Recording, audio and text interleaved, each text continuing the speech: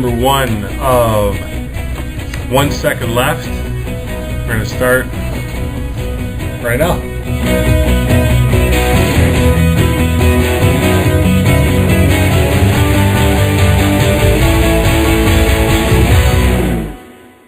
Tim Thomas comes out on Facebook, talks about his views in the political system in the States, doesn't go to the White House to meet the president with the rest of his teammates. Even right. Thomas Caberlet was at this conference.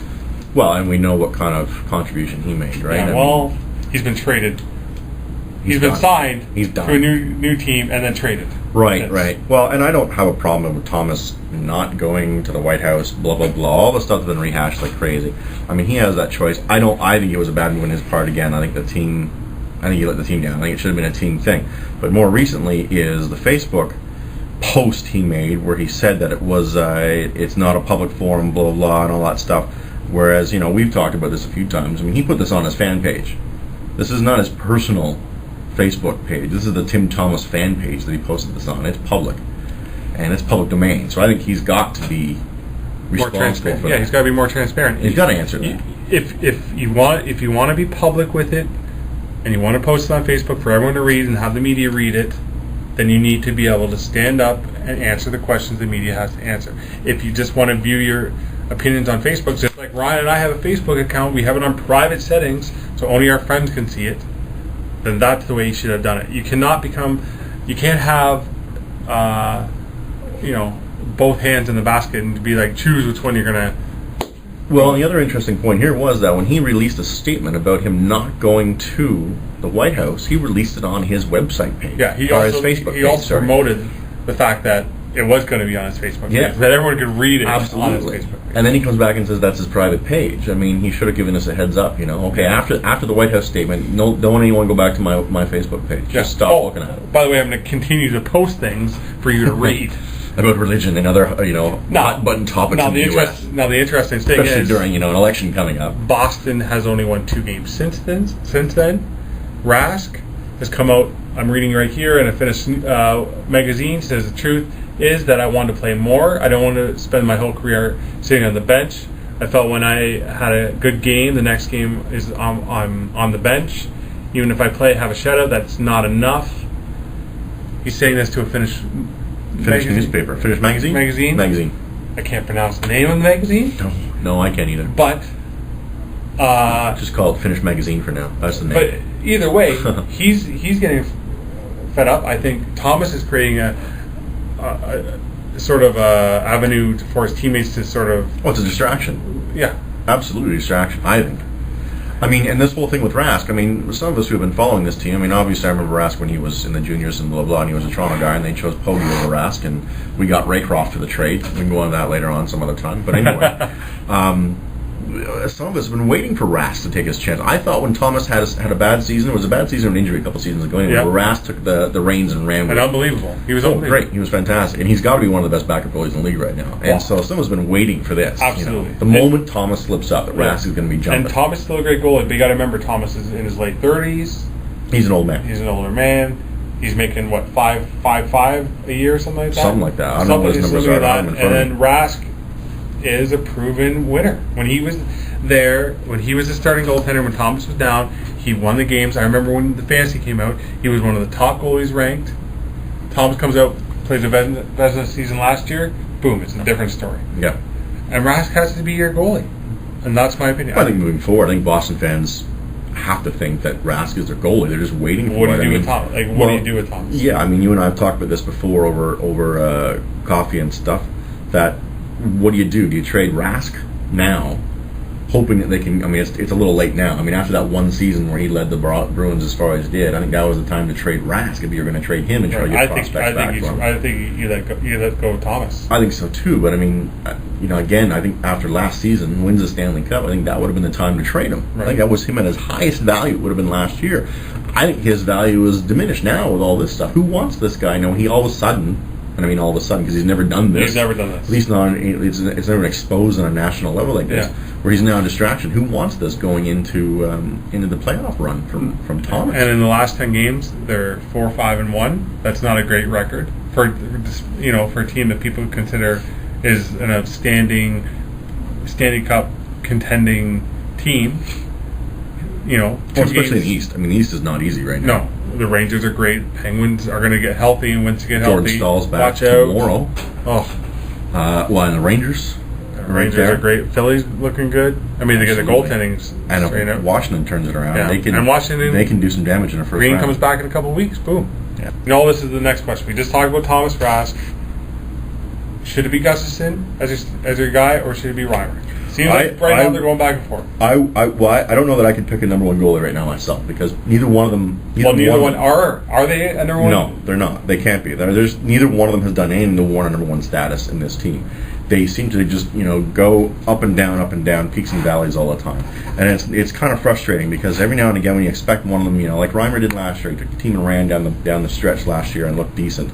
Gustafsson is supposed to have been the guy for the last couple of years and hasn't done anything. I don't know what it is. He's really even, calm, cool, collective. That's great and all that, but he doesn't seem to get up. And that's the thing with these goalies.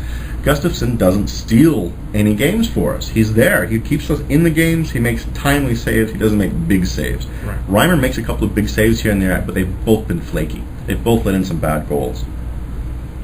Who do you like in the West? If I like Chicago. If you go 4 teams, you got Chicago? I like Chicago in the West. No, but if you've got 4 teams, let's say we're on the playoffs, we're all in.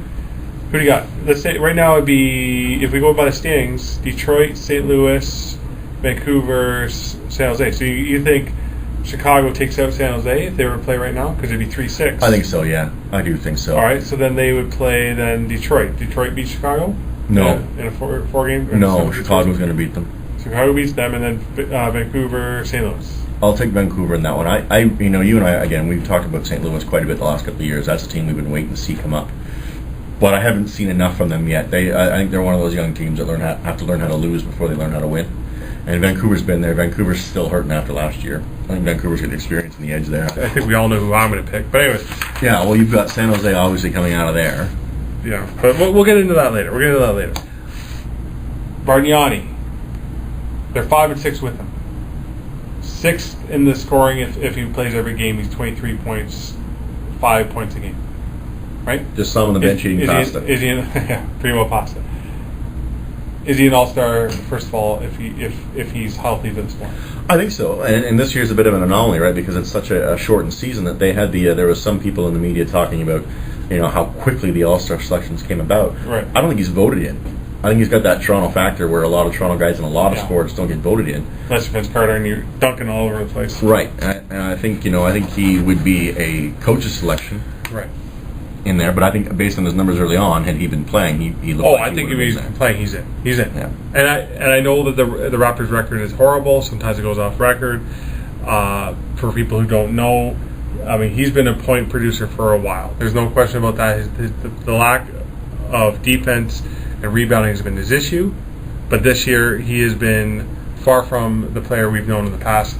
He has come out and been gangbusters. Well, here's a question for you. Based on the fact that he's been, this is a hypothetical, of course, because we have no way of knowing. He's been banged up. He had the calf injury. Then this is the same calf, right? Calf. Right. So let's just say he'd been back a couple weeks ago. Yeah. And gets an invite to the All-Star game. Does he play with the idea that he could re-injure himself, knowing how important he is this time? I think you have to. Only because the Raptors don't have the season. They're not going to make it anywhere. You promote yourself, you promote your team in the All-Star game. It's a win-win-win. If he injures himself, in my opinion, better for the Raptors. They're 2-13 without him. That's fine with me. As you know, here we go. If you read my article, tank. I want them to tank. I want them to be horrible. This draft, as you know, I'm an NCAA basketball fan. As you know as well, I also said they should pick Valanciunas last year before the draft started. I had Valanciunas as the guy they should draft. They did. I was ecstatic. This year, this draft is killer. This draft will produce a superstar that we need for this team. You put Valanciunas with DeRozan if he keeps playing like he has been the last couple of games, and you put Bargnani.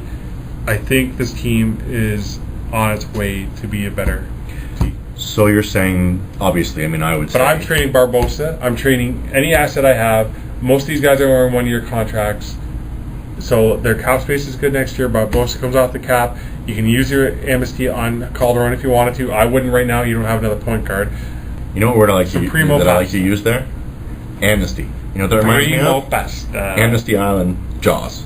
The Raptors have not yet started a rebuild, as what you're saying. They'll start next season. No, the rebuild has begun. The Raptors this year knew they were going to be garbage. They signed players like Aaron Gray, Anthony Carter, guys, Jamal Mallor, guys who aren't going to start or play even on any other teams. You sign those guys so that you can be bad this year. Grab a good first round draft pick. Barbosa comes off the books.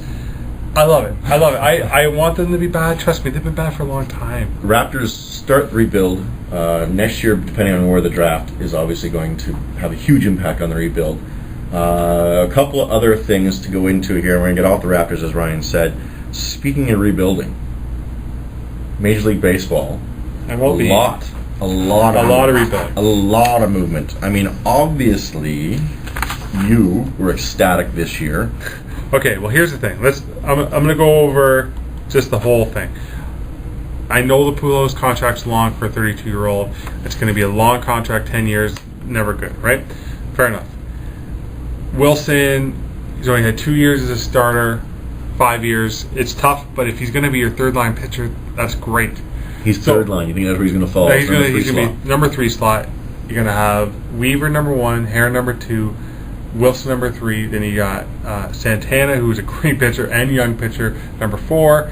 And then you got lots of options with your 5th, but it looks like it's going to be a Jerome Williams. Off the top of my head, I cannot think of another 1, 2, 3 combination anywhere. Well, if you add Santana in there, who has been an 18-game winner twice, I believe twice or once at least, and been an all-star pitcher, that's a great starting. Yeah, that's really good.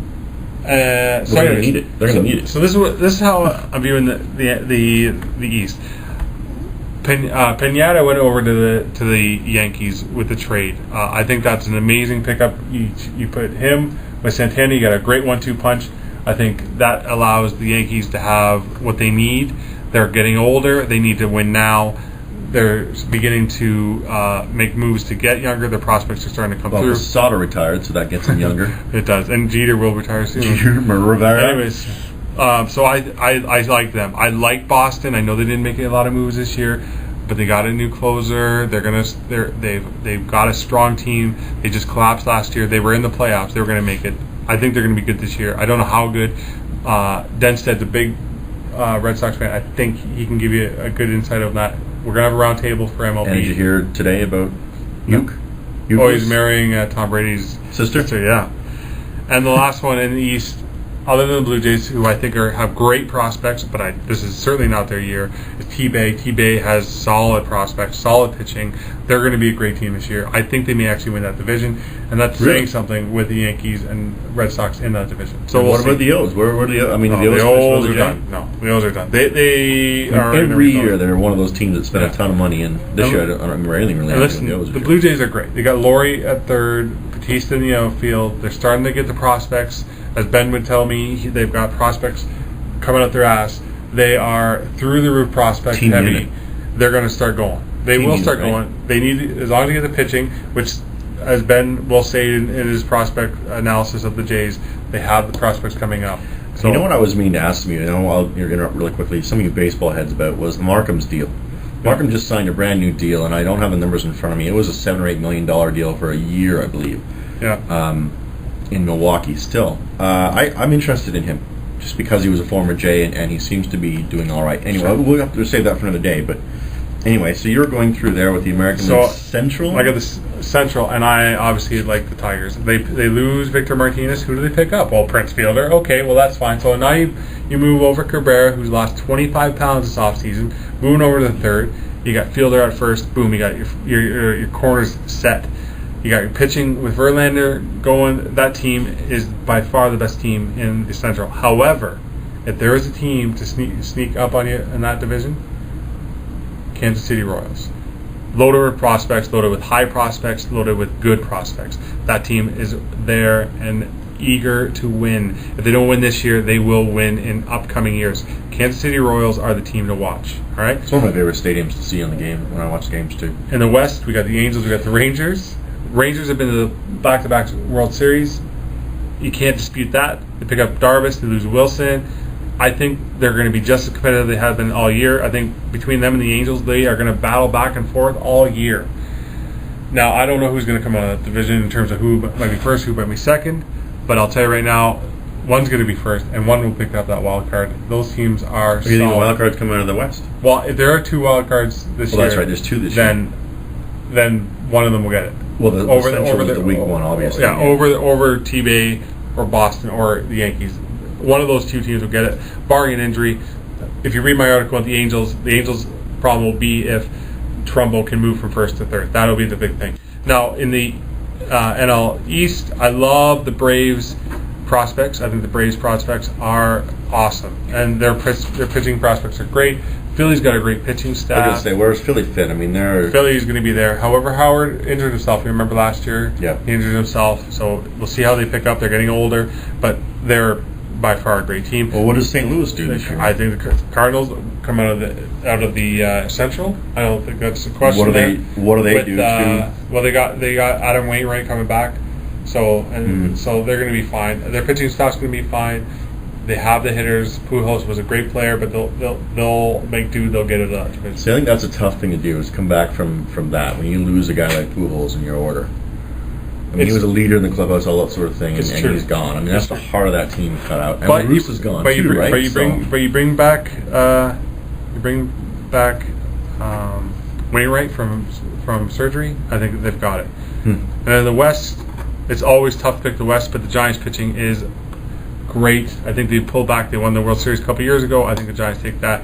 I mean, I think the Dodgers, until they're sold, are useless. I was just going to ask about that. The Dodgers. Yeah. I mean, that's still ongoing. That's still a mess. That's not happening. And that clearly had an effect on those players last year. Some of them came out and alluded to it. Some of them, I think, even said it in the beginning last year. And they got great prospects too in terms of young Kemp, Ether. They've got some Ether's great. They got some great players. But until that's figured out, not going to happen.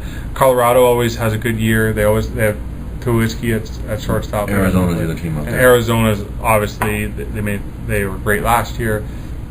I just like the Giants. Is Kurt Schilling still pitch with them? Yeah. All right. So we got 1 minute left, or 1 second left. All right. We're gonna go. 1 second left. All right. I got a couple of questions for you. I'm gonna try to do rapid fire stuff here. All right. Because we are approaching our time limit. So let's say we're gonna go down the leagues here. Yep. And we're gonna pick top 2 teams to come out of each league to go to the finals. Assuming they ended right today. Assuming they ended today. All right. In the NFL, they would have to start up and end today. Yeah. And a winner in each one. All right. So, off the top of your head. All right. I'm going with Crosby makes a miraculous comeback. You've got Pittsburgh? And I got Pittsburgh in the final. And I got them after the Sharks make a miraculous trade today at some point. This is in my fantasy land. The Sharks play the Penguins with the Sharks winning out. That's right. The Sharks, this is their year. They're getting older. They need to win now. They're going to do it. All right. And are you sticking to this all the way through? Is this your actual This is my team. Today? No, I like Pittsburgh versus Sharks. I think the Sharks make a good deal at the trade deadline. They need another forward. I think their defense is solid as long as they're healthy. And I think the Penguins, if they have Crosby and they have Stahl, Malkin, Letang, Fleury, that's a combination no other team can compete with. Lemieux, I think they go. Yager. Okay, I got the Hawks and the Rangers, with the Hawks coming out on top. The Rangers have been great this year. The Hawks are unbelievable. Taves is great. Kane's great. I can't dispute that. That's absolutely possible. Ditka. That's all I got to say about that. NBA, if you're going to do NBA. Right? All right, I got the Bulls against the Clippers in the final. I think that's a great pick. I got the Bulls on top. I love the Bulls. I love the Bulls. All right, the Clippers, I'm a little, but I like the Bulls. I got the Heat. I don't love the Heat. I hate the Heat. Trust me, I hate them. I hate the Heat. But they're great. They're good. They're a great team, and I got Thunder playing them. They every year they make strides up. This is the year they make to the final, but they do not beat the Heat in the final. So I got the Heat winning the final. So MLB, who do you got? MLB, I got the Yankees and the Phillies. Phillies on top. Wow, that's a great World Series. Yeah, it's a great. That's the East Coast one. New York the West Coast versus is Philly. You're gonna Holiday. I got a problem with my with my. I got the Braves. Somehow I just feel I'm feeling with the Braves. Well, you know they can't win it. I don't think they. Somehow I don't see them getting there, but maybe they do. Maybe they're young. They're talented. Obviously, I got the Angels. I'm just going to be a bias until I see them play. I'm going to think they're the greatest team on earth. So I got the Angels win the whole thing. Like 2002, I'm gonna cry like a little schoolboy. Oh man, oh man, oh man. Last thing of the NFL. Admittedly, I don't know much about it. So who do you got? I have Green Bay coming out of the NFC, That's who I have. and I actually have them winning it, but I have them beating Pittsburgh. Pittsburgh's got a new offensive coordinator. I have the same thing. I didn't look at your page. We looked at one another. Well, I think Pittsburgh's going back to the run There game, you go. according to their new offensive coordinator, away from the pass first mentality. They're back to their power running game, and I think at this point, AFC they're tough, but I think it's Pittsburgh Green Bay with Green Bay winning. Nice choices. Okay, so 1secondleft.com. That's going to be our website. We're going to be on Twitter, and we'll be back at you shortly. Thanks for listening. That's it. That's all I got. Thanks for listening. Thanks for down on stuff. Check us out. Later.